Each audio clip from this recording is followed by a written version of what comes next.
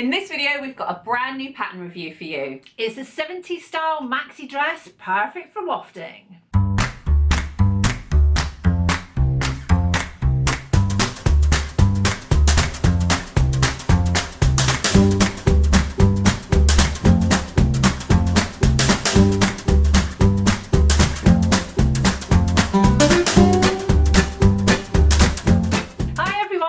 Welcome back to our channel. I'm Nikki. And I'm Rachel, and we're the Stitch Sisters. And we're back with another pattern review. We love a pattern review, don't we? We love a pattern review mainly because it gives us an excuse to finally make something. Yes. So we tend to spend a lot less time sewing these days, and we miss it. So when we get the chance to have a sew day and make something, then we love to be able to bring you all the details. Absolutely. So this is the Burda 6265, and it's a 70s style tiered dress that comes either as knee length or as maxi length. It does. In fact, the knee length one almost has a completely different look. So we see this maxi one as being quite bohemian, quite 70s, quite retro, but then the shorter length one is quite preppy. It's quite modern looking, isn't it? Yeah, almost like more sort of 90s or even like a little girl dress in a way. Yes. But really cute all the same. But we knew we were making the bigger one. Yes. Partly for the sleeves. They're not huge statement sleeves, but they are a bit swooshy and we love them. And we love a bit of shirring, so, you know, what's not to like? Yes, exactly. So we have had this pattern on our radar for some time now. We were inspired originally by when we were looking for patterns for our autumn trends videos. Yes. And for those of you that have just watched all of our spring trends videos, then that will seem like a really long time ago.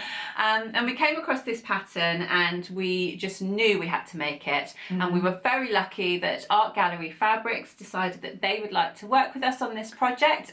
So they've provided us with our absolutely gorgeous fabrics. Beautiful. Which not only look gorgeous, but feel gorgeous, feel very luxurious, don't they? So although we mentioned this in the autumn trends, this is quite a spring dress, I think, because it's a lighter fabric. You could make it in a heavier fabric and make it more of winter, but although it's got long sleeves, it's that perfect interim between where it's not quite so cold and it's not quite really warm yet, so you can kind of wear it and still feel covered up and still team it with boots and tights and things like that. Yeah, even though this fabric is actually called, it's from the Autumn Vibes collection by Maureen Cracknell, so it couldn't be more autumnal, but actually when I looked at it again in this new light, you see these pops of colour that's bright pink and yellow and teal or turquoise, and to me it's making me think of spring, and it's actually making me think about this perfect time where we're kind of emerging from the sort of, it's still darker, but you've got these little pops of colour. Yeah, it is really lovely. Yes. And I'm really drawn to the blue on that one. That teal blue really makes it pop. So my fabric is Botanist SA from Barry J, which is another art gallery fabric, and Barry J is famous for her sort of like lovely, beautiful floral fabrics. And I just fell in love with this one. I loved the sort of the dark green, almost navy background, and I don't wear enough green, so I felt as if it was one that I was adding an extra colour into my wardrobe. Adding lots of extra colours. Lots of extra colours, and I love the pink as well. It's that kind of really nice sort of almost candy floss pink. Yeah. So that's what I liked about that, and the sort of the combination between the two I thought was just really lovely. Yeah, I particularly love the orange. It's like a candy orange or something like that. It's almost like, because it goes with the candy pink. Do you know what I mean? In your head, it's like, just in my head, it's all sweets. So we'd like to say a big thank you to Art Gallery Fabrics for providing us with the fabric. This is from their rayon range. They do a huge range of rayon fabrics. So a lot of the fabrics that you get in their cottons that are generally used for quilting, they pick their favourite designs and they make those up in a rayon. And also in knits and in denims and in other fabrics as well. But their rayons are definitely high quality. When you compare them to other rayons, then you definitely, as soon as you touch it, you notice the difference. And the thing we particularly love about these ones is they've got such a fine weave that they don't tend to crease that much. No. And viscose and rayon fabrics can crease quite easily. And I found with these that the creases, they do crease easily, but it falls out easily. Yes. So it's quite nice if you're not that good at hanging things up properly at the end of the day. So let's tell you a bit more about the pattern. So like we said, it's Burda 6265. Yeah. And we fell in love with it when we saw it, but what we particularly liked about it was the tiered skirt, which is another big trend at the moment, is having tiers on your skirts and your dresses. But the pattern itself, because it's a Burda pattern, it can be quite scary for some people because they do look different to the other commercial patterns. They don't look quite the same as Simplicity and New Look and Vogue and all of those. And there are only slight differences. All the information is still there on the pattern, it's just that it's in slightly different places. So for instance, the size chart will be on your tissue pieces, it won't be on the envelope anywhere. There are other bits of reference information that you have to kind of hunt around to find. So if you haven't used a Burda pattern before, or you've been putting it off because it freaks you out a little bit, in our Guide to Commercial Patterns class we have a whole lesson that is dedicated specifically to Burda patterns and understanding how they're different to the other patterns and figuring out exactly where you should get all that information from. So go and check that out if you're interested.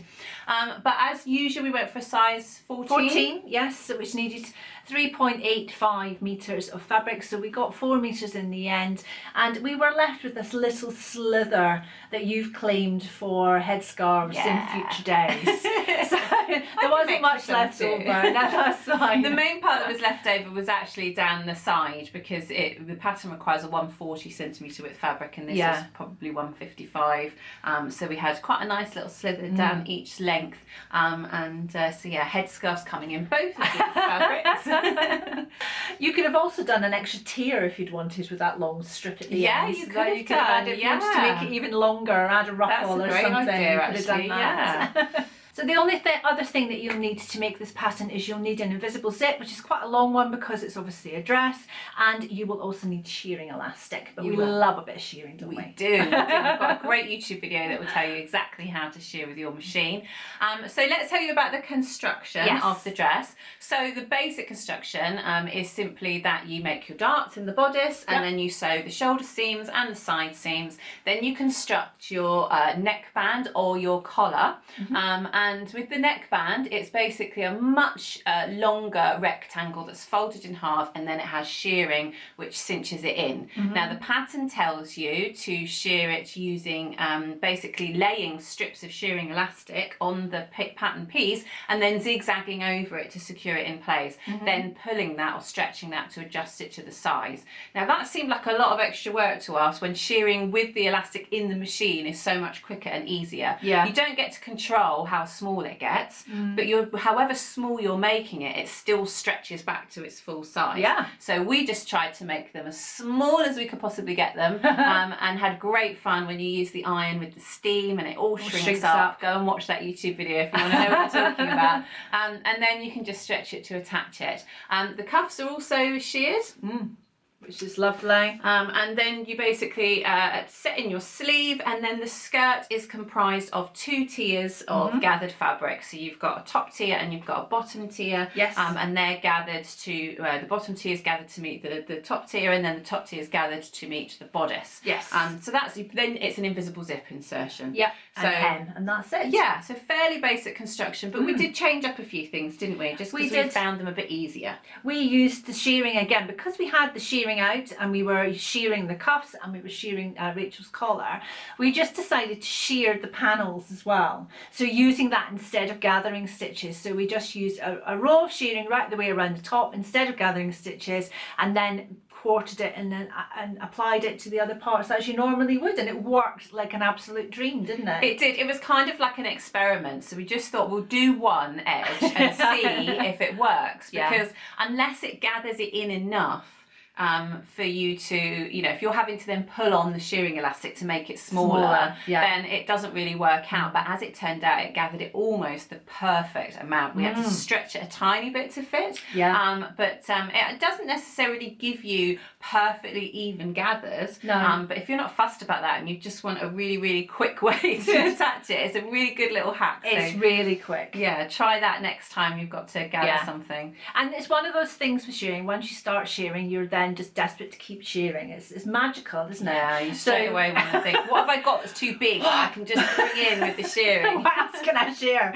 So it was no surprise that we ended up doing the panels as well. Yeah, in fact, you sent me a link recently to a picture that you found online, and it was basically a full sleeve with shearing in the middle section and the top of the arm, bringing it in to kind of create two poofs. So that would be a fun one to try. I'm obsessed with that. Yes, We'll so insert I want to pictures try that. so you can see. So the other things that we changed really is just the order of the construction. So ignoring the pattern instructions, it made more sense for us to get all the shearing out of the way. So we went ahead and prepared the neckbands and the cuffs. We prepared Nikki's collar and got that all sorted, ready, and then we started the construction of the dress. Yes. So it's just a little bit easier. The other thing that we always do is if we're confident about the length and the fit, then we attach the cuff to the sleeve before we insert the sleeve, because it's just easier dealing with, you know, one piece. Especially in such a big dress as well, there's a lot of fabric in this dress. So anything you can do while it's still in separate pieces makes it so much easier for you before it's attached to the rest of the dress. And we did the same with the hem. Yes. So we hemmed the very bottom panel before we attached it. And that just meant that it was just much easier. You were dealing with a much smaller piece of fabric. Yes, exactly. But other than that, we followed the construction pretty much to the letter. Took us between, what, 4 to 5 hours from cutting the fabric right the way through to final pressing. Yes, I think if you're an experienced sewer, you could definitely make it quicker than that. It's definitely not complicated. But we were having a nice sew day. We were having a nice chatty day, taking our Lots time. of coffee. Yeah, exactly. So we weren't in any rush, and that's just the way we chose to sew it. So if you're a beginner, it might take you a bit longer. If you're more experienced, it might be a bit quicker. Yeah. And it all depends on how you like to sew. And we used the overlocker as well, didn't we? We used the overlocker on all the inside. So we chose to do that just as a final kind of finish to make it look perfect inside too. So that's adding extra to it. Yes. So surprisingly, I made absolutely no modifications whatsoever on this one. I know that's unlike me, but I made it straight out of the packet with the exception of doing the shearing slightly differently, making it easier. Yes.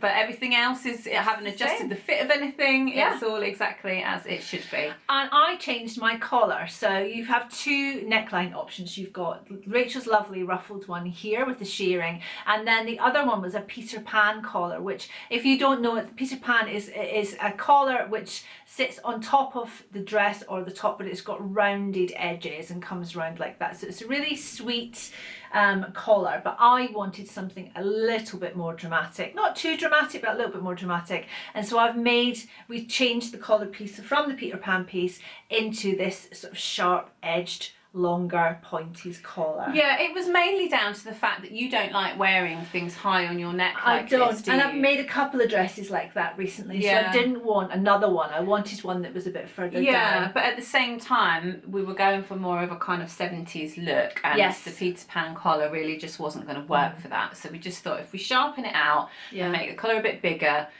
then it still gives it that 70s vibe. But you don't have to have a big... Although have you noticed every time we reference my collar, I can't help myself going, ooh, It's like an accordion. Yeah, it's like, and I do the same with my cuffs. I just like the fact that you can stretch them. It's the magic very of easily shearing. pleased.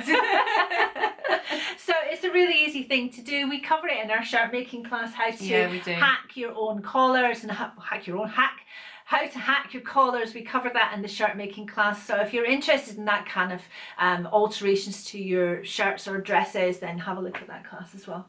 So the big question. Yes. Would you make it again? Yes, I think I definitely would. Yeah. The reason I love this dress so much is because, it feels amazing in this gorgeous fabric, but I also love the Wilder gown by Friday Pattern Company, but this isn't as roomy as that. No. So I feel like I've got plenty of room to hide all sorts of things under here. Yes. But it is a little bit more fitted in the top part of the bodice. Yes. And that just gives it a slightly slightly slimmer silhouette overall. So it gives me that floaty, wafty feel, but without too much fabric. Yes. So I quite like that. The difference between this one and the Wildergun is the Wildergun I always feel like I need to belt it. I feel as if it's too much fabric on my frame. Yeah. And it's just sort of, I love it, don't get me wrong, I've worn it a lot, but I do feel I need to belt it. Yeah. With this, I didn't even think about a belt, and I left the house this morning, but so obviously it doesn't give me that same feeling of having so much fabric. It's just sitting in a slightly different place maybe. I think that because it is more fitted at the top, because you've got more fitting, and because of the sleeves as well. I know that sounds really weird, but the Wildergun is kind of like it's a raglan. So it feels different on the top. This one feels like it's fitted on my shoulders, fitted on my bust, and then it's just going from there. So if you were to make another one, would you do it differently? Would you do a different kind of fabric? I think I would do a plain one. I think I'd quite like a plain coloured one. I was thinking, just as we were talking about it, that I think a short sleeved version might be quite nice for the summer. Yeah. So you could still have it high neck and you still have the collar, but if you made the knee length version, I think it would be quite a nice sort of summer dress. One that's not for, you know, the high end of the summer, but something that's giving you a little bit more coverage but still short sleeved. Yeah, that's so a nice maybe idea. Something like that. Maybe a white one. I quite fancy just having a very wide, deep neckline, so it's kind of ticking that décolletage box. But then I wonder if with the sleeve and the length of the dress, it might look a bit Jane Austen. It could do. If I've got a very low corset. Yeah. I think it's a really simple dress to make. There's nothing too complicated in it. I think it would be suitable for someone who's got a little bit of dressmaking experience, but if you want to make something that's really quite dramatic but really easy to wear and really simple to construct, then I think it's a really good one. Yes, I agree. So coming up next, we've got our usual assortments of prancy pictures. We took advantage of the one and only day the sky was blue this week, so we hope you like them. We hope you appreciate the fact that we've gone outside for a while. It's the first time in a while we've managed to get outside for pictures. So enjoy those. And we will see you in our next video. Take care, guys. Bye.